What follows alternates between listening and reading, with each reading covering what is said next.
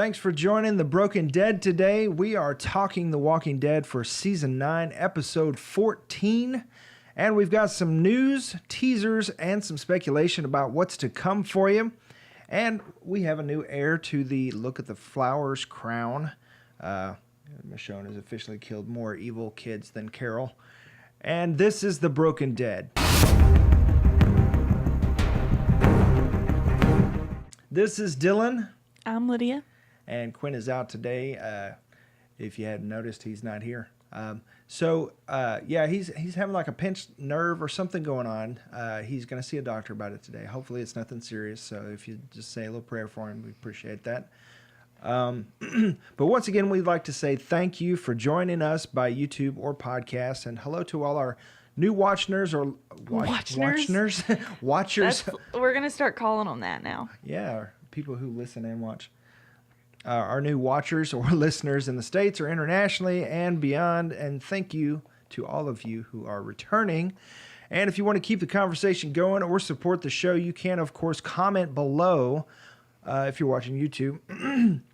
But you can also find that info in the episode notes below or the website at www.broken.picturesno.com.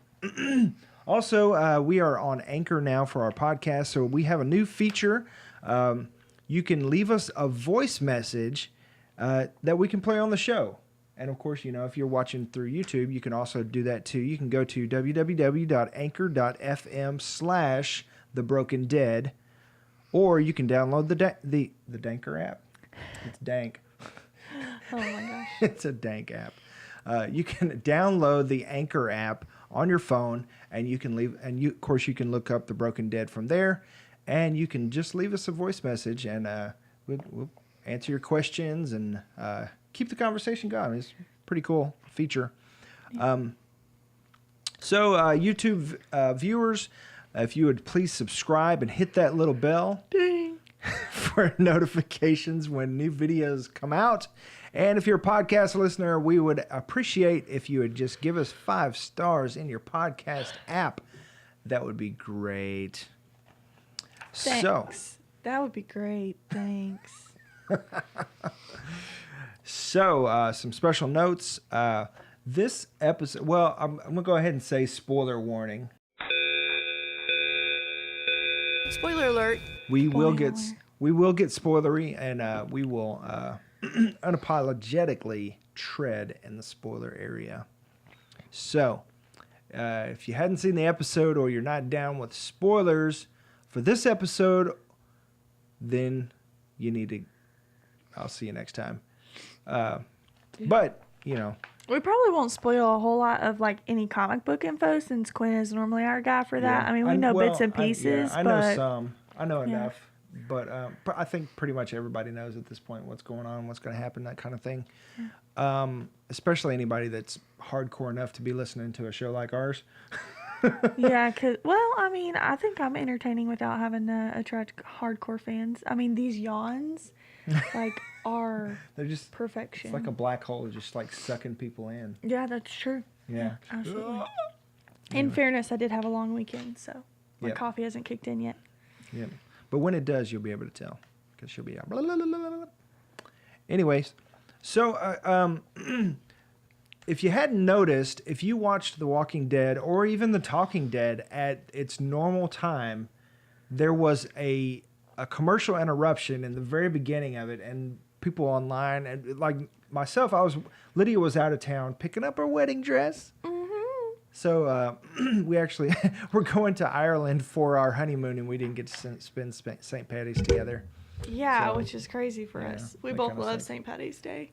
So yeah, we spent St. Patty's apart, and I watched The Walking Dead with my daughter, who started it, but then ended up not finishing it, and I had to catch her up to everything before we watched the episode. And she's a questions person. Yeah, so I was like, look, I am not answering any questions, so if you have questions, before I push play, you better ask it right now. Which is funny, because when I was rewatching it last night with him, he paused it about 1,000 times. You had the button. So. Yeah, but you were like, start talking, so I had to pause it. So. Yeah. Anyway, yeah, so he had to watch it on Sunday night without me, and he said it kept, or there was like a weird cut that missed some scenes. Yeah, in the very beginning, as soon as Michonne, let's see, when was it? They had, oh yeah, okay. So she was talking to Connie. Connie held up her little notes, and she was talking to Michonne and telling her, I'd do it all over again, just with different shoes. There was a little cut as soon as Michonne like looked across the road. It like immediately went to a commercial break, and it was just an awkward cut, and I knew something wasn't right, and so I went back and I tried to watch, because it was on the DVR. I always watch it later, and I tried to go back and watch it like on demand, but it wouldn't go all the way back, and it was at the scene where Michonne and Lydia were sitting on the steps, and that's as far back as it would go for some reason. So I got stuck, but I knew something was up, so I was like, okay, you know what? I'm going to record the next airing just to see if it's me or if it's actual thing. Yeah, this is our dog, by the way. He's getting his pets in. Let's say hi to Ghost. So yeah, so I watched the other version with Lydia, and there was like a whole scene where Connie said thank you, and then Aaron approached, and he said that Daryl had covered their tracks, that they weren't followed. Well, hold on. First, Michonne walks by, not Diane, but the savior with the barcode type tattoo on her neck. Oh, barcode. And said, oh, yeah. And said, keep an eye on the girl, or watch the girl, or something. Okay. Yeah, I forgot about that. And then so after Aaron tells her that, Daryl covered the tracks and nobody followed him and everything looked good, it cuts to, and they're still showing the names, like the intro at this time. It cuts to the flashback where Sadiq is dealing with Jocelyn, and Jocelyn is up moving around, and he's telling her, you've lost too much blood, you can't be up moving around. And she comes out the door, and I've got to get out, I've got to go get him, or something like that. And then and he's like, Michonne, help me. And Michonne's walking by and comes up, and she's like, what's going on? I said, Michonne, you got to help me. I need your help. That type of thing. And that's when it cut back in. And so it missed. Yeah, I think his rendition is a little... It's impeccable, I know. No, not the acting. Just like you recalling it, I don't think it's exactly right. Probably not. I think some pieces were a little different, but it was close enough. So that's what I was I've never been at. accused of having a... solid memory? Solid memory. Shots fired. Yeah. I think I have like a... You can't even remember the term. I can't remember. I remember obscure details where... Yeah, and if you can't hear it, the meow, that's Two-Face, our cat. She's in here today, too, because she's lonely. She missed her mama. Yeah. I've been gone all weekend, and I'm in here now, so. Mm-hmm. So, yeah, then it was like at the same moment in time, like in the hour during the Talking Dead, it was the same thing. Like, and I think it was the same two commercials. So I don't know if they were just AMC was trying to sneak in more commercials, or if it was a programming error or what was going on. But I wasn't the only person to notice. Some people on Twitter brought it up as well. So yeah. So if you didn't go back and see that, you can go back and see that. And of course, you didn't really miss anything just like groundbreaking, but it did help. It kind of took me out of the story a little bit because I noticed something was off. But anyways, because the break wasn't normal. But anyways, yeah, let me get back to where I'm supposed to be going. You want to rate the episode? I probably shouldn't. Really? I didn't. I'm still feeling the same. Really? But back down a little bit. I think last week I gave it either 6 or 7. Really? I thought you gave it an 8 last week. Did I? Maybe. But anyway, kind of going back downhill for me. I did not love it. Is it too insensitive? Never mind. I'm not going to do that. My rating was really insensitive, so I changed my mind. Oh. At the last second, I was like, no, I'm not going to do that. You're going to like dead children? Yeah. Oh, my gosh. Yeah. So while I think of another one, you can rate it. Okay. So I'll give this episode a 6 out of, I'm going to give it a 6 out of 12. Out of 12? Yeah. Wow. So a halvesy. So 5 out of 10. I just wanted to make it sound a little bit better because 5 sounds so terrible. So for me, this episode, I thought it was pretty good. I thought it was a really good episode. It's starting to get back on track where it should be, but it wasn't quite there. So I'm going to say 9 out of 10 flowers. Whoa. Yeah. I thought it was pretty good episode. It was pretty solid. I mean, I think I can see what Angela Kang is trying to do, and I'm going to give her some grace because this is her first year as showrunner. So I see what she's trying to do. I don't dig her style. Like Really? She's been with the show for what? I mean, Well, I think since like season 2 or something like that. yeah. So I mean, that's a long time to know what works and what doesn't. And I just really don't like the tone. I don't like. So what I enjoy. Being a showrunner is different than just being a writer, though. Right. Yeah, and I can understand that. But like, it's still the tone. Like. Yeah. You write the tone in, you know how you want it to feel. Yeah. And to be fair, she probably doesn't have free reign like a normal showrunner. Right. Because Gimple is still in the shadows. I'm sure that she doesn't, but knowing that the tone is completely different than what Gimple had done makes me think that she is the one pushing for the tone that it has right now. Oh, yeah, definitely. Because that's not Gimple's tone at all. I, for one, love subliminal connections to things, but it's aggravating Gimple when used to be really good with that. Yeah, it's aggravating whenever she literally, here's a new scene that's exactly like an old scene, like, here's why we don't do this. I'm going to show you we've been teased, hey, we don't let people in anymore because of what had happened, the big thing that happened, which it was a traumatic and terrible thing that happened. But in the episode where you're telling us what happened, you don't have to make it so, I don't know, like in your face. Like I felt like it was, okay, here's a scene of us letting people in like we're not supposed to. Let me cut to a scene of why we don't do that because bad things are going to happen. I thought it was a nice parallel. It was the perfect time to bring it up. I felt like it was a little too, I don't know. Too on the nose? Yeah, a little too on the nose. Like, this is a show that we enjoy getting to think and it twisting your mind and challenging your mind to, think about things. And it didn't do that for me. Well, I think it in the way that Michonne had to make a really hard decision between her own children and other children and her own life that, But then at the end of the episode to say, yeah, you're right, Judith. You 11-year-old little girl are correct. See, that's what I didn't like about it. Yeah, like you showed us all of this so on the nose. Yeah. So then we might as well get into it. Hold on. Look who has joined the show. Meow into the mic too. Tell him your name. She gave you a little call. It's because I was like twisting her a little bit weird. Twisting her arm. No, I'm just kidding. So yeah, let's go ahead and get into the episode since we're already getting there anyways.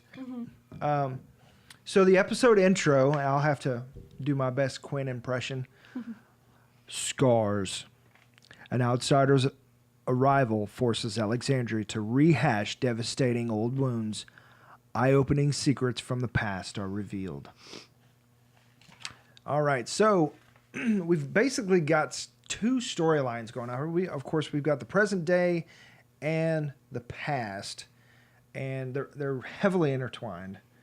So I mean, usually we got several different plot lines going on, but this one was pretty straightforward. So go ahead and I guess get back to what you were saying. I felt like it was, again, just not enough payoff. Like, this is the episode that I have been waiting for. I've been waiting and waiting to figure out what happened to the exes.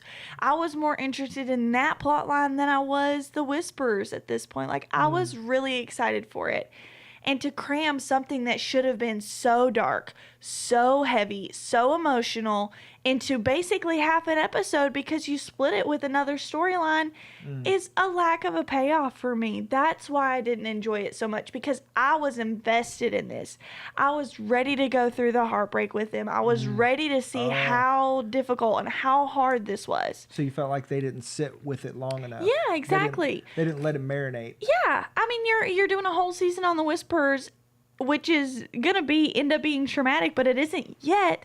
But something that should have so and did so deeply affect Michonne and Daryl, you didn't give me enough. You know, like I felt I felt like it was rushed. Really? Yeah, I mean, like I've just been waiting on it and like so excited about what would happen, and it's just like it's done. Yeah, whenever Jocelyn betrayed Michonne, I was just like, you know, like I wasn't like, you know. Well, yeah, I mean, to a certain degree, like because we've figured out how this show works, and strangers we know are people to watch out for, and we knew.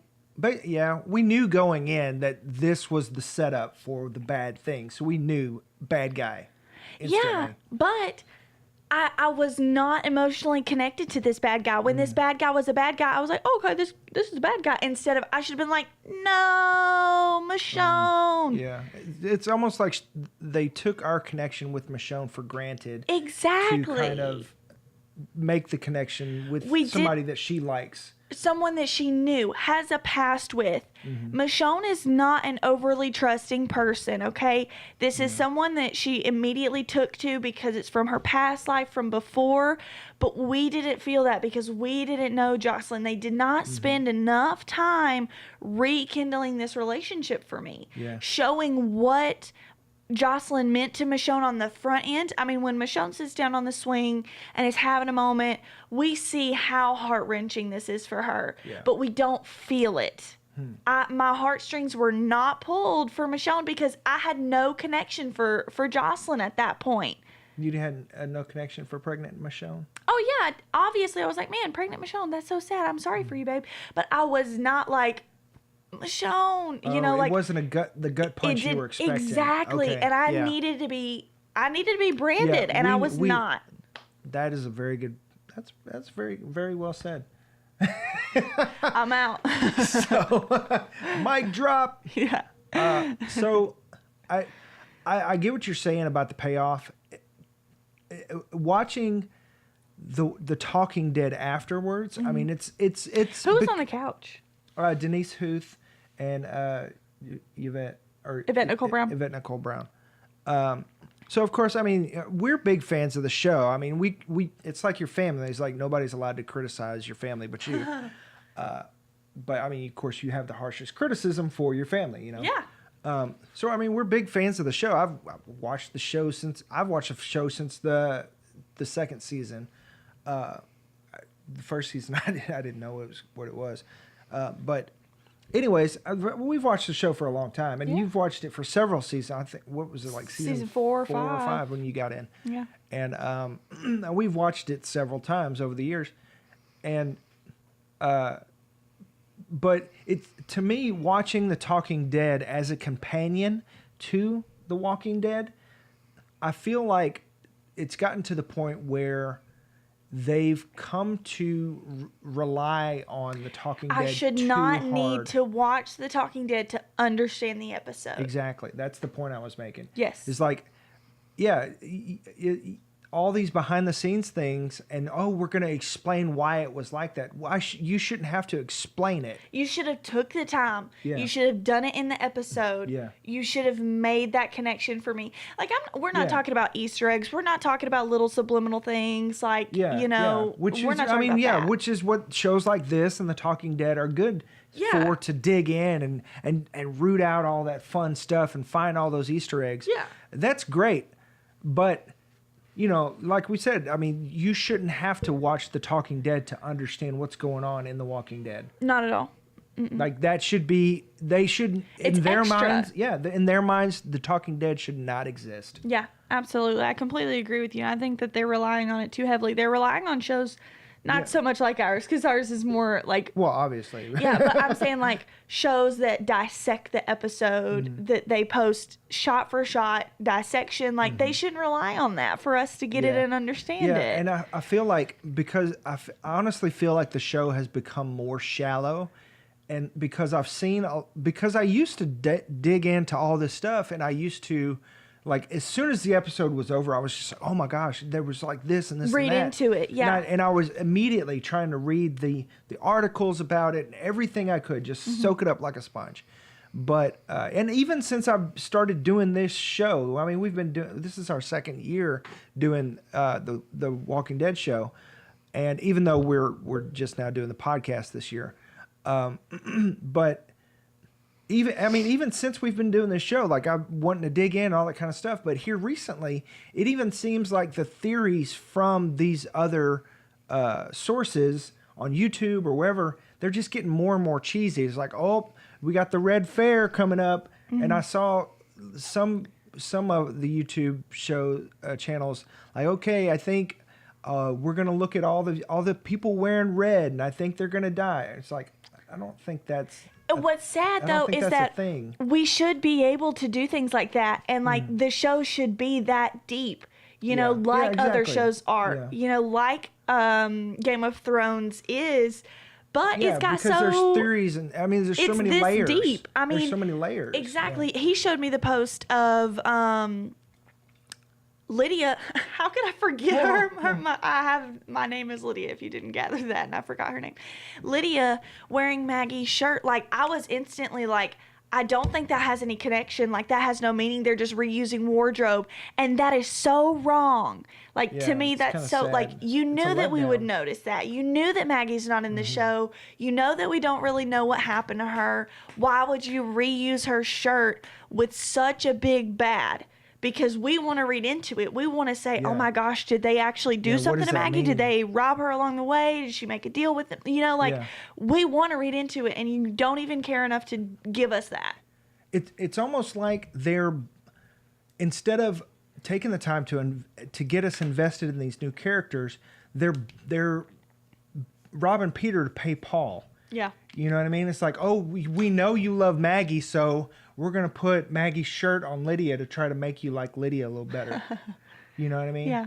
And it's like, I love the fact that Gary, Ryan Hurst, who plays Beta, like, made a point to put all these extra things in Beta's costume that are callbacks and Easter eggs to all these things throughout the whole series, to different characters.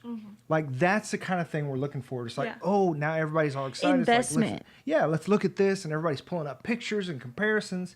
Like, that's the type of thing that we're looking for. That's how you keep the fan base engaged. And honestly, like, it takes passionate people like Ryan Hurst to get us to enjoy this show. Passionate people like Denai Guerrera, Tom Payne, you know, You Killed Off Jesus, one of the people that, he was a passionate person. Yeah. And to be honest, he was very passionate going in, but he did not like the character because, like, he stayed. I wouldn't like him either. Yeah, he stayed training the entire time, ready to do something, and they didn't utilize it. You take people who are passionate about it, who want to delve into a character, and you screw them over. Yeah. It's aggravating, you know? So it's just really frustrating that, like, we want to see this payoff, and they're just not giving it to us. It's just disappointing. Yeah, it's really disappointing because we love the show so much. We want to see it do well. Yeah, exactly. And we're trying to convince people who've dropped the show that, oh, this is where you should get back in. Yeah. And then it's still not, you know. Yeah. We shouldn't have to. I mean, the show should speak for itself, and we shouldn't have to be trying to convince people. Oh, this is this, and this is that, and this is why. Blah blah blah. It should, you know, it should speak for itself. Yeah. And, I mean, to me, like, go ahead. I feel like this episode was heading in the right direction. I agree. Storyline. Yeah. It was a good episode. Like, the quality of the actual content was valuable. I didn't feel like it was wasted. Like, I didn't feel like any scene was just like why was that even in there? You know, like I felt all like the content that was in there was good content. It was quality scenes. I just felt like it needed to be more and a little bit more strung out. Yeah, we spend more time with it. Yeah, exactly, because it was quality content. Yeah, and I see the structure as far as like building, you know, you're building the main storyline, and it's a commonly used thing. You build the main storyline, and then you dip out to kind of break it, and then build another high right before the big high. Right. And it just like it kind of doubles the momentum, right? Right. And it's almost like, you know, it's second wind. Right. But this one, I think for some people it absolutely did work, but I think for hardcore people or just, I don't know, I don't want to insult anybody and say that they're not thinking or whatever, or they're not a hardcore fan or anything like that, because you know, you enjoy it on your own level. But I know for me and obviously for you, it didn't really do that. It almost it broke the momentum instead of building it. Yeah, absolutely. And I say, oh wow, the content was so good. There were some big things that I had huge problems with. And if you're okay to move on to that, I would love to talk about Michonne's trek to go find Judith. Yeah, whatever is in this episode is game right now. Very, very pregnant Michonne, getting beaten and her stomach sliced, and she's being stressed and not going into labor. I had a huge problem with.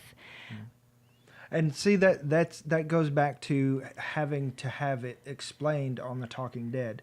She talked about, there was an interview with Janai Guerrero, and she said that for her it worked because she spoke to a lot of pregnant women, she said, and mothers who it's kind of like that adrenaline kicks in and the motherly instincts takes over, and it's like messing with a lioness and her cubs, and she just I have no problem with that. You know? I have no problem at all with that. But the fact that there was no damage caused. We didn't even see that, like, Daryl had to rush her back because she was getting in labor. I mean, she's just kind of like just walking back, like they just like. She's struggling a little bit to walk, but that's just from fatigue. I get that she's Michonne. I mean, she's a badass. But she's still human. Exactly. Like, she's still kept by the bounds of humanity, you know. You don't bump a pregnant woman with a door slightly. I mean, you don't do things like that, let alone beat them over the back with a 2x4. Yeah. I didn't believe it at all. At all. Yeah. I mean, I remember with Maggie, like, she got sick and they were like rushing her to the doctor and all this stuff. Like, and she wasn't even that far along. Yeah. And I mean, so, Michonne is like super pregnant at this point. Yeah, she should have been like going into labor. Yeah, they didn't even, like, they showed nothing. They did not show contractions. She didn't even get Braxton Hicks from the stress of it. I mean, like, they just put a bump on her, put a fake bump on her, and then told us she was pregnant.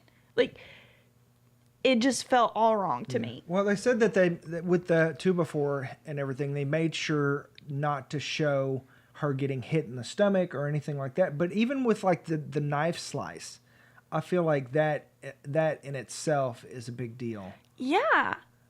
Like that should have been, I don't know.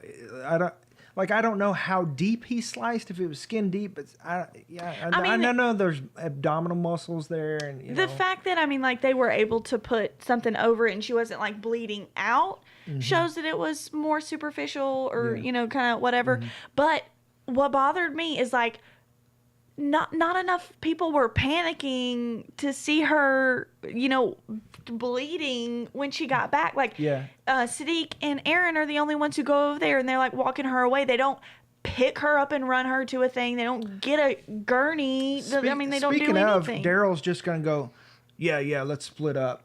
9 months pregnant Michonne. You just got branded on your back. Yeah, these kids are obviously like trying to kill you.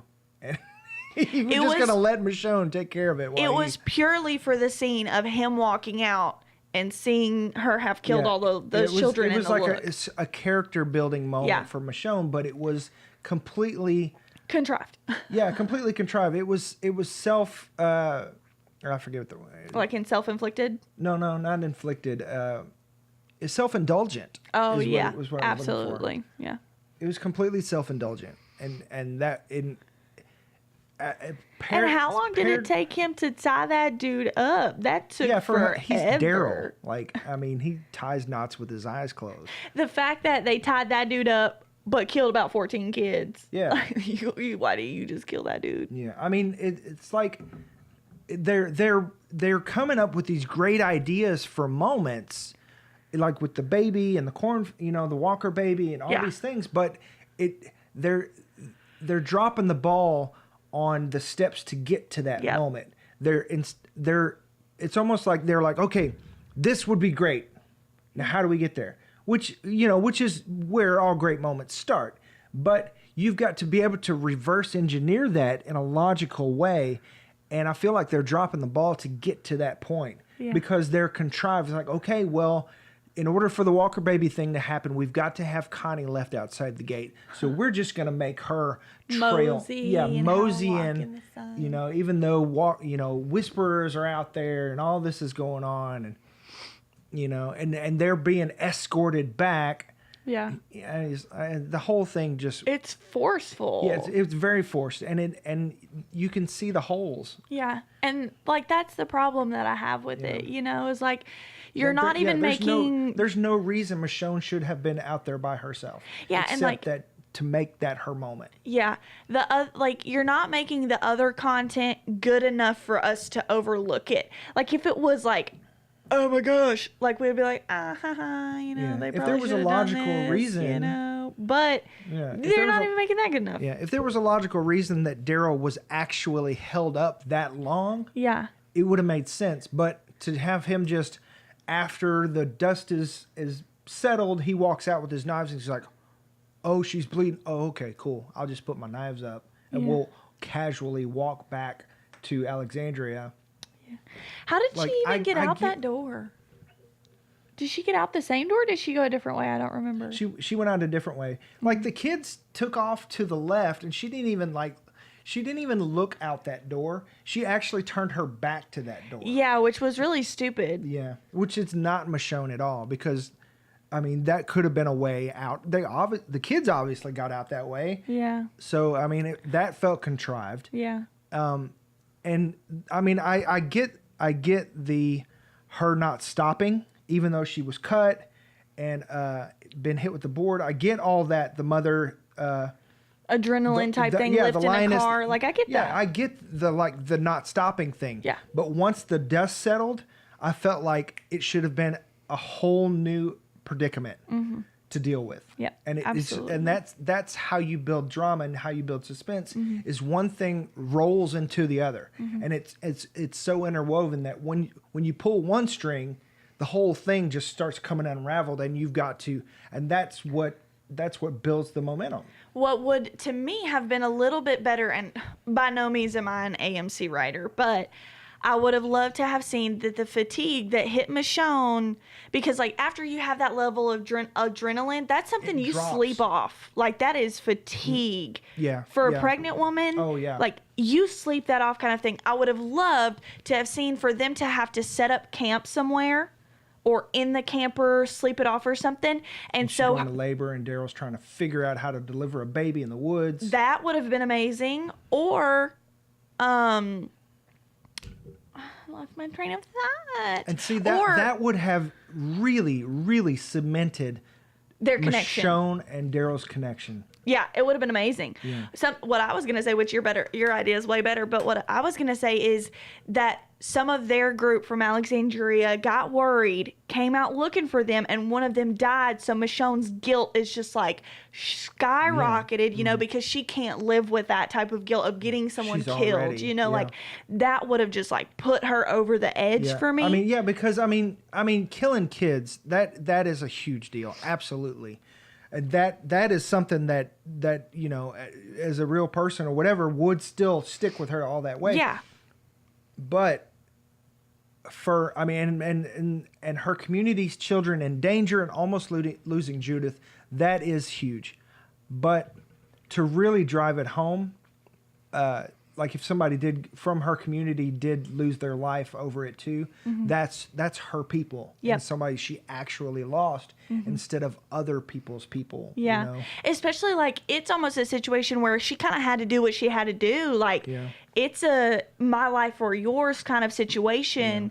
So, I mean, it was heartbreaking. Yes, absolutely. It was gut wrenching for sure. And to be fair, those kids, I mean, they were kids. She's pregnant, so she's very latched on to children and family and her friend, and she's dealing with all this. And we don't know exactly how long Jocelyn and her kids spent at Alexandria Exactly. to build the trust where they're having sleepovers on a regular basis, and then just one day they disappear. You know, I mean, for us as we're watching, it's like Instantaneous. yeah. And so, yeah, it's like taking the audience for granted, Yeah. and not taking the time to build that trust. You're not showing a time lapse at all. Yeah. Like, I mean, actually, maybe they kind of did a little bit with like how pregnant Michonne was when they first got there, and then to how pregnant she was whenever they left. But that was the only thing you gave us, and it wasn't. I didn't feel like it was a big enough difference for us to really notice. Yeah, like and I that felt much. like just some of the scenes with Alpha and Lydia, like I feel like it was stretched out and less concentrated. You know what I mean? Like we could have had the same amount of episodes had the build up for like this episode could have been split into 2 episodes, and we could have still had the build up for Alpha and who she is and her relationship with Lydia and Beta and Daryl and all that, but more concentrated. Yeah. Because I mean, honestly, yes, it feels rushed, but it feels at the same time it feels rushed because it feels like we're not getting anywhere with it. Yeah, exactly. And you could It's have, like, why do we like Beta more than Alpha? That's You know what I true. mean? You could have teased this Jocelyn thing, like Jocelyn showing up in, back from the midseason break. You could have teased that first scene in like the first episode and then not done anything else with it. And then picked it back up again, and we would have been like, wow, this has been so long. Like, they've been there for a while, you know? Well, like, they do have to be careful because shows like this are going to dissect that immediately. Like, oh, who is this and who's that? And, you know. Yeah, I mean, that's true. But it would have felt a little bit better because we would have, no matter how long they had actually been there, we would have felt like they had been there a while. And we would have felt like it lasted longer. The connection was better by this point. Like, it just would have felt a little bit more payoff. Yeah. And I mean, like I said, I'm giving Angela Kang the benefit of the doubt because this is her first year running it. She's still finding her legs. And so, you know, hopefully next year is really the year to see how she does because she's got an actual full season and she's not having to patch the wounds of what came She's before. piggybacking off of herself rather than off of someone else. Yeah, and she didn't have to close the journey. She won't have to close the journey with Rick, or I mean, she'll have to close Michonne's journey, but that's her own. Yeah. You know, within her own world or whatever. So let's see. The only other thing I didn't like is the whole Judith thing. Like, I get that she's more mature as a kid. But I mean, I have an 11-year-old, and I have a 15-year-old, and neither one of them. No, you don't. You have a 16 and a 14-year-old. I'm sorry. Yeah, I thought Maeve was 15 already. No, She turns 14. 15 this year. Yeah, I'm sorry. Anyways, I have a 14-year-old. I have a 16-year-old. My son maybe could be. He's not even as like wise as Judith. He's 16. No. So I mean, I get she was raised in the apocalypse, but I mean, it's almost like, oh, because she's got Grimes' DNA, or she's got Michonne's DNA, that she's automatically a Jedi. You know what I mean? She got Michonne DNA? No, she don't. I'm sorry, my bad. Well, because she was raised by Michonne. Yeah, is what she's I mean. got like nurture from Michonne. Yeah, and I mean, to a certain extent, yes, I get that. But I mean, this girl is like. She's like a freaking adult.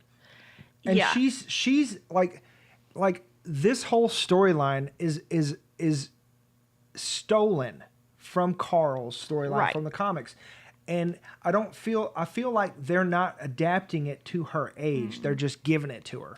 And We so it's saw not making Carl sense. nearly every single episode since he was introduced, at least a little bit. Yeah. We haven't seen Judith until this season. You Yeah. completely ignored her. We only are bought into her because her name is Judith. We can count on one hand how many times we saw her per season. Exactly. You know, like the most heart-wrenching thing that has happened with Judith is when Carl was spending time with Judith Yeah. before he died. And even the little girl that played Judith doesn't look like the Judith that they have now. No. So there's that disconnect. Yeah, But, which they are precious, yeah. but Yeah. I mean, I love the actress. I think she's doing a great job. yeah. But on top of what you're saying, this storyline is supposed to go to someone who is coming of age and coming into his own or her own and becoming an adult. And so their say-so would matter and would make a difference, and they're establishing themselves as a person, as a leader, and as the son of the leader, or daughter of the leader. Yeah. But that doesn't translate to an 11-year-old girl. Yeah. And what is Or disconnect? 11-year-old child. I don't want to say that it's because she's a girl or anything like that. But Oh yeah, yeah. What the disconnect for me is that Judith doesn't remember any other way. She doesn't know why Carl strove for what he strove for. yeah, You know, she's got the letter. yeah, you know. and that's it. Like she has no connection to that other than naivety. She has no other connection to that than being an 11-year-old child who wants to do something. Yeah, I mean, because death is such a constant for her, people coming and going, it probably doesn't carry as much weight as it does for a normal person. Yeah, and it's frustrating because the reason we were so invested in Carl believing this because he has seen bad things. He has seen Abraham He's and been on both Glenn. sides of it. He has had to shoot his mother in the head. He has seen horror and hard things and still wanted peace for the world. Yeah. Still wanted to believe in the good. We have no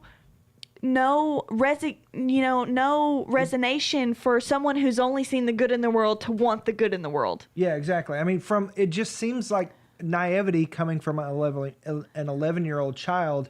And, oh, yeah, that's right. We're just going to build our communities off of, yeah, you're right, 11-year-old. Why? What would my dad, who I don't remember, do? Yeah, that's what I thought. It was like, oh, come on. I would, girl, Yeah. catch this backhand. Yeah, I'm just kidding. I'm just kidding. I get like one of the things they explained on The Talking Dead was that Daryl, even though he's a rough exterior, he's really sweet towards the people that he loves, and he's got this childlike sensibility, and so when he sits down with Judith, they're kind of on the same level, is their explanation for it. And to a certain degree, I get it because he's Uncle Daryl and, whatever, lets his guard down and, a little ass kicker. But at the same time, like, this is a child. And you can't do that with two people. You can't do it with Daryl and Negan. You're trying to force it too much. And so that makes us think that that's just how Judith is. It doesn't give us that Uncle Daryl connection because she's doing it with so many people. Yeah, she's called out Negan. She's called out Michonne. She's called out Daryl. I mean, she's just a call out now. Yeah, At this point, she's just a turd. Yeah. She's just a tool for advancing what Carl should have wanted or whatever. Speaking of Carl, we did get another tomato reference from RJ. Yeah, that was So sweet. yeah. Which, if you've been tracking, tomatoes were kind of like Carl's, the representative, the symbol of what Carl believed in. So we got another reference, which was cool. Which, like, with that tomato reference, like, I felt like, the kind of you reap what you sow, like, you produce fruit for the good things that you do, and like, Carl has produced fruit for the people that he loved, for the people that he had no chance to meet. That what you do in this life has longer repercussions that you can ever fathom. You know, like you don't know the consequences of what you do because they're beyond your limitation. You have no clue the ripple effect that you have on people. That was like the really subliminal message that I got. Yeah. And the thing is I don't know if the show was trying to do that because they don't read into anything.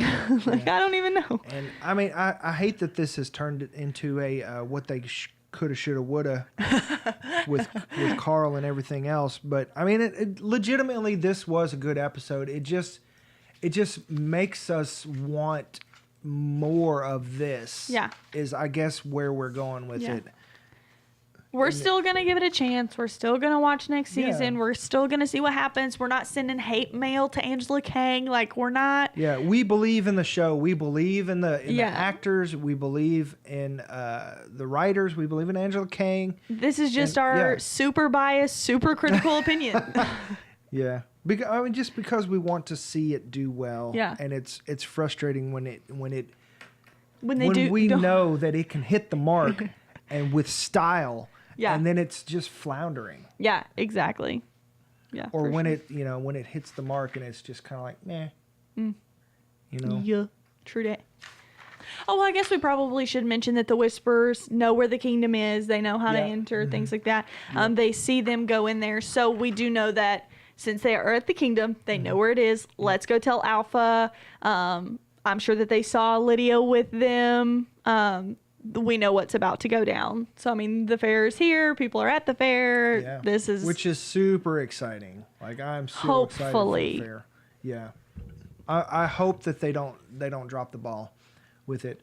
Yeah. And like I said, I mean, even if they do, we're still going to be watching and liking the show and everything. Yeah. Because we know, like I said, this is Angela Kang's first year. She's still getting her fit.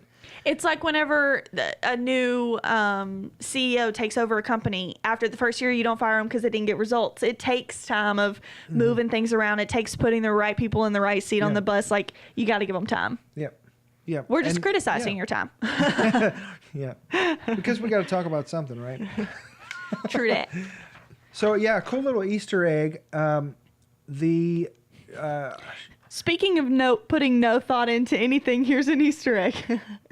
What? Just saying, like, we were just complaining. No, yeah. Well, this isn't a writer Easter egg or anything like this. This is just remember Deanna, her husband? Yep. I don't remember his name, but the guy that Rick had to kill right in front of... No. Her husband was a good guy. Like, he got taken by a walker or something happened. I can't remember exactly. Get what I'm about to do. You're about to look it up. Anyway, right. So the actor that played Deanna's husband, his daughter in real life was the Whisperer at the very end. No way. Yeah, she was the actress she was the actress that played the Whisperer that wasn't whispering at the very end. Yeah, aggravating. Like, hi, I'm a Whisperer. Let's tell the kingdom. Like, yeah, Whisper. You're a freaking Whisperer. Anyways, sorry, I'm on the train right now. I'm not trying to be a troll. I despise trolls and trolling. I'm honestly just loving critique, constructive criticism. Okay, so in Walking Dead news, let's see, the Red Fair, hashtag the Red Fair is now a thing. Let's see, and of course we see Norman Reedus did an interview, and I wrote this down, but I forgot to re-look it up. But he did an interview where somebody asked him, what would it take for you to leave the show? Mm-hmm. And he basically reiterated what he had said before about like losing the heart of the show. You know, where where you've got characters who no longer if they start to have characters who no longer connect with the audience, where the audience doesn't feel like, in that situation, I would have done the same thing, or I would, feels like they could make realistic decisions, I guess, based off of that. Anyways, make it still have a connection with the audience. If they're not connecting with the audience on a realistic level, then then that would be time for him to call it quits. So let's get into our next section. Next on The Walking Dead, the is RJ real theory apparently is still a thing, but not after this episode. I'm declaring it officially dead if it's not officially dead already, because he was out there in the episode interacting with other children. Unless what they didn't show is that when Michonne got sliced and beat up, that she actually lost the baby, and that's just her personification from her mind. No, I'm just kidding. I'm just trying to take it further. Yeah. So No, yeah, he he's was definitely outside real. on the bike playing with Gracie. At this point, and multiple Judith. people have mentioned him. She talks with him about other people with no awkwardness. Yeah. Yeah. So he's for real, which is cool. I mean, that missed opportunity, that could have been really cool if he wasn't. But anyways.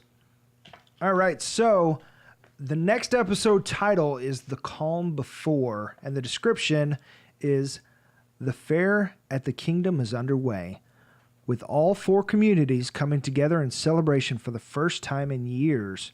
While some packs are renewed, others will come at a much steeper price. Dun, dun, dun. Bum, bum, bum. Because we only have 2 episodes left, I've got the description for the season finale as well as the episode title. So guess what the episode title is? The Storm. What a shot. The Calm Before The storm. The Storm. And so, I thought it was clever. The description is: in the aftermath of an overwhelming loss, the communities must brave a ferocious blizzard. As one group deals with an enemy from within, another is forced to make a life or death decision. You better do it for me. That's all I got to say. Don't tease me like that and then give me crap. Don't tease her with crap. Yeah, don't nobody want that. All right, so the next episode teaser after the show, we see the community leaders. They're in the kingdom throne room, and they're appearing to sign the charter. And then King Ezekiel, we get a voiceover, and he says, "I stand before you today at the start of a new tomorrow, made possible by the sacrifices of many over the years. We've always been bound to each other. We always will be." And then we see shots of King Ezekiel speaking and people at the fair. Then we see Daryl and Carol, Michonne, and Yumiko and others leaving. I don't think we actually see Michonne and Yumiko, but we know they're there from later scenes. We see King Ezekiel and Henry waving goodbye. At one point, King Ezekiel kisses Carol, so it seems like he's kissing her goodbye, which hopefully isn't forever. Then the music goes from peaceful or fun to it really amps up, and we see Daryl and company meet the Highwaymen at some location in the woods. Then we see... I told you. Reg Monroe, Deanna Monroe's husband. It says Reg rushes towards him trying to prevent another confrontation only to be slashed through the throat as Pete shoves him away. Deanna appears to be shocked and cradles his body while screaming his name. Reg dies in her arms as he chokes to death from his own blood. She then gives Rick the order to execute Pete, and that's when Morgan walks in. Oh, Pete did it. Yeah. Pete did it. I thought you said Rick did it. I did, but I meant like the whole situation, like Gotcha. Pete Okay, caused it. Yeah, okay. That's when they were in that little Yes, grove and Daryl area. brings Yeah. Morgan. Okay, yeah. That was intense. That Yeah. was a good scene. Yeah. Reg is his name. Glasses. Speaking of, can we have Morgan back? I mean, come on. Yeah, dear goodness. We're losing everybody. Yeah. We Crazy even Morgan lost a was White fun. To fear. What now? I said even Crazy Morgan was fun. Yeah. Yeah, sorry to interrupt. So, it's like he had such Veritas. Like, we need characters with Veritas that just carry the show like that. Mm-hmm. Anyways, not that the ones that are on the show aren't doing well, because they are. Mm-hmm. It's just, it's hard to see them go.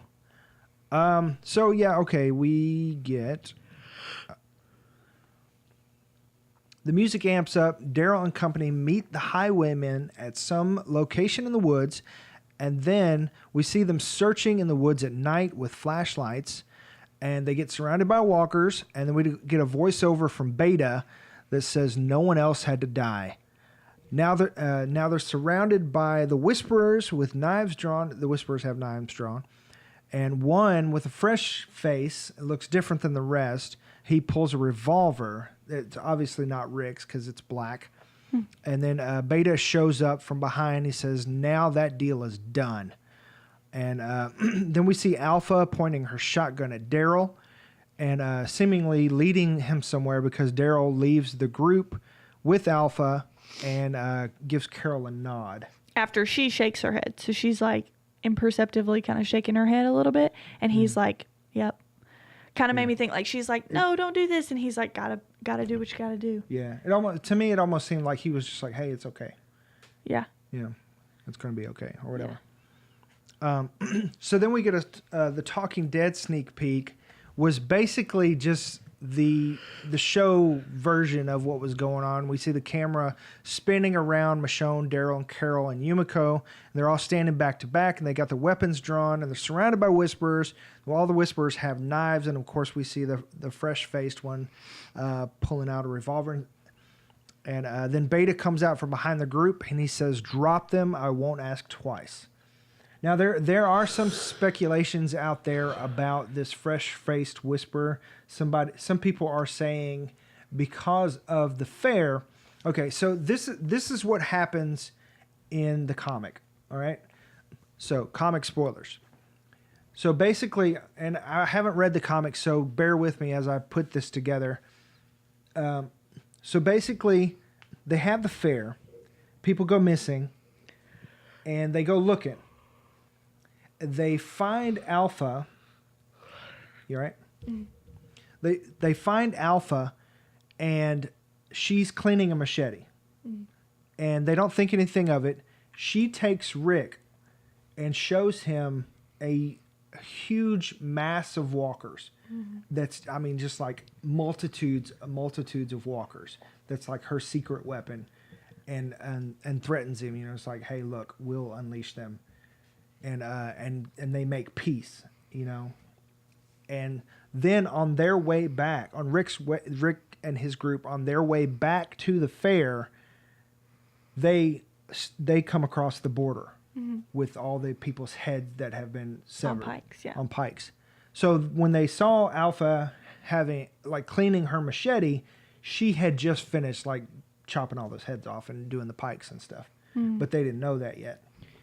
So when we see this fresh-faced Whisperer, some people are saying that is somebody from our group, and they've already made a mask or whatever. Some people are saying, oh, it's Luke or it's Ozzy, the leader of the Highwaymen, because he's kind of got... But I don't think it is because they both have beards, and this person has... It's almost like a Michael Myers-looking face with a mustache. It's weird. Like Michael Myers don't have a mustache? Yeah. Exactly. That's my point. Oh. I'm just saying it's kind of like a white like that, but it's got long hair, like long brown, dark hair. And somebody even said it was like Rosita, which is dumb because Rosita doesn't have a mustache, not one that thick, anyways. Baby girl, no, you don't have no mustache. I'm just teasing. So then in the YouTube teaser, you want to do the sure. Act it out. Bear with me here. Yep, you can do the female people and I'll do the male people. Is that cool? Sure. All right. So the AMC YouTube teaser, we see a search party meet up with the Highwaymen to investigate a problem. Ozzy, the leader of the Highwaymen, he says, we were clearing the roads, spotted tracks leading here. Magnus says, it's from Hilltop. Ozzy says, Dead didn't do this, people did. Michonne, the skins, you know about them? And Ozzy says, we got the download. Strange times, strange ways to cope. Anyway, yeah, that'd be my guess. If anyone else was out here, my patrols would have seen them. Something else, they put up a fight. And then Daryl says, hey, drug them this way. Drug them out this way. And Glenn, too. Sorry. A.K.A. Cal. Yeah, sorry. I call him Glenn, too, because the first time I saw him was with Maggie. He says, let's go. Then Daryl says, can't all just go rushing in there. Diane says they could still be alive. And then Marcos from Hilltop says, but if those skin freaks followed them from Hilltop, the whole community is in danger now. Right now. Right now. Sorry. Michonne. So we split up. Carol. Okay, so I like to do impressions, but I can't right now because it's just You're super under pressure. embarrassing. Yeah. And so I'm not doing a good job. But Carol says, Michonne and I can go with Daryl. We'll track them. The rest of you go on to Hilltop. Yeah. So, yeah, I just also I mentioned Marcos. Marcos was in the teaser this week, and we've noticed that there are some listeners in the Marietta, Georgia area where I want to say it's Marietta. Yep. In the area where they film, and Gustavo, who plays Marcos, follows Broken Pictures on Instagram, and he likes some of our podcast stuff. So, I mean, Gustavo, if you're listening, give us a shout out, man. You can go on to if you have the Anchor app or anyway, you can leave us a voice message. That would be super cool. So, anyways, or anybody else, whoever's listening in Georgia, I appreciate that. So so we get some more photos of Michonne and company. These are the teaser photos that are online and stuff like that, right? So we see Michonne, several photos. I mean, like a lot of photos. Usually there's I want to say there was only like 5 or 6 photos that was going on, but there was like 10 to 20 photos, it seemed like. I mean, there was a lot of photos. But most of them are just like happy people at the fair. Like we see Luke and Alden getting ready to perform. And even on Twitter, The Walking Dead posted like a poster of like, I forget the name of their group that they put together, that they said they were going to put together for the fair. Anyways, like a poster announcing that they're going to play. So we see Michonne and company arriving at the fair and everything. Of course, they just arrived there. And then we see one of Alpha, like kind of standing up on something. So that could potentially be where she shows, because she took Daryl. So it seems like she's going to be showing Daryl all the walkers, right? Excuse me. And so then we get a shot of a couple whisperers that look like they could be infiltrating the Hilltop, because we see 2 scraggly people in the bushes without masks on, and they're just kind of like looking at something. But in the very next photo, it looks like the same people in a wagon leaving the Hilltop. So it looks like maybe they grabbed some people up, put them on the wagon, and left. Because in the comics, Alpha infiltrates the fair, and that's how she captures all these people. But her shaved head makes that a little bit hard. Right, yeah. And she's been to the Hilltop already. Yeah, we've seen people. She's seen people. Yeah, I don't know how that's going to work. We'll see. But I like how they did that too, because if they're taking people from Hilltop, then it's not just the people who, because we were like, oh, who's going to the fair? Then we can start figuring out who's going to be killed off. But it's not going to be like that. It could be anybody's game at this point, whether they go or not, which is cool. So let's see. Then we get a shot of Daryl and Yumiko in a field, and they're looking at something just out of frame that has them pretty shook. So it looks like they're like seeing the pike border for the first time. So, and from all the reports that I understand, next episode is going to end with the pike border. Like, we're going to see it. And then the season finale is going to be the aftermath, dealing with it before we move on to season 10. And then season 10 will actually be the Whisper War. Dun, dun, dun. Yeah. Okay, so, pike picks. Who are you picking for the pikes? So far, we got what we think are locked in is Enid, Tammy Rose, and Earl. And the reason for Enid is because the actress has just relocated to L.A. So that's kind of a giveaway. And Brett Butler, who plays Tammy Rose, I want to say like earlier in the year, she said something about being fitted for a mask. So, and she also posted something about like her and Earl's like their last second to last scene yeah with the baby, and it's like their second to last scene on The Walking Dead, Brett or Butler, their second to last together, for the what you season. doing? You know what I mean? Gotta be specific. Yeah, it looks like, I mean, and in the comics, Tammy Rose and Earl bite the bullet, or not the bullet, but bite the pike. So I'm gonna say that they're pretty much locked in. Yeah, because, I'm still keeping consistent with Sadiq and King Ezekiel going to be the other ones from the other communities going. Well, yeah, and I should have wrote King Ezekiel on there too, because from what there was a report that or rumors, I guess, that the writers handed down the decision that King Ezekiel, they were going to keep that death for him, which makes sense because they kept that death for Glenn, and actually they were going to just do Abraham for Negan's bat death or introduction there, but Stephen Young wanted, because that. Go ahead and scratch it up there, Ghost. You can hear his collar rattling. But anyways, he wanted to keep that death for his character because it was so iconic. So that sets precedence. Yeah. So. And I mean, I feel like Kari Payton has brought up that he kind of got the axe a little bit. Is that true that he mentioned like? Well, he did say in an interview recently that people should be worried for King Ezekiel. Yeah. But at the same time, he did say that people should be worried for everybody. So, I mean, I guess it's almost like that's like his CYA statement. He's covering his butt. But I think he's pretty much a shoo-in, because and there were very early reports that Henry was going to end up on the pike as well. So, and I personally would like that. I would like to see how Carol comes unglued. Like what that does to her character. Like, I mean, personally as a writer, I would break everybody down into small groups, each people group, where you've got like we say Magna's group, but it's really Yumiko's group because she's the actual leader of the group.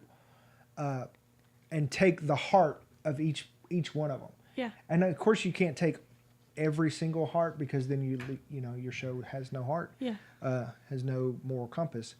But and I think that's one of the things right now is that since Glenn was killed off, that for a long time the show really didn't have a moral compass. You're right. And then it suddenly injected that Carl became that, and it felt forced and everything. But in a sense, Jesus was too, and then you killed him. Yeah. Jesus was more the voice of reason than the moral compass. Well, I mean, he was the moral compass in the sense that he did not kill unless he absolutely had to at the very end. Yeah. But, I mean, I think he had the potential to be the Herschel, Glenn of the series, but they didn't give him the opportunity. Yeah. I mean, he was for Morgan at least. Yeah, exactly. Yeah. Yeah, so I would take the heart of each group and put those on the pikes, because then because they're the most connected character with all the other characters, and so it would affect the other characters the most, right? Like, for instance, of course, Luke, or really in Magna's group, everybody but Yumiko, really. Well, no, okay. It's probably going to be Kelly in that group, and Luke. It could really be either. Probably mainly Luke would be the more of the heart, and they've already tested that. They kind of did, like, where him and Alden got kidnapped. Yeah. But at this point, they've already got us liking Connie too. So she could go, because they're, of course, especially that would affect Daryl's. Yeah, that would affect Daryl.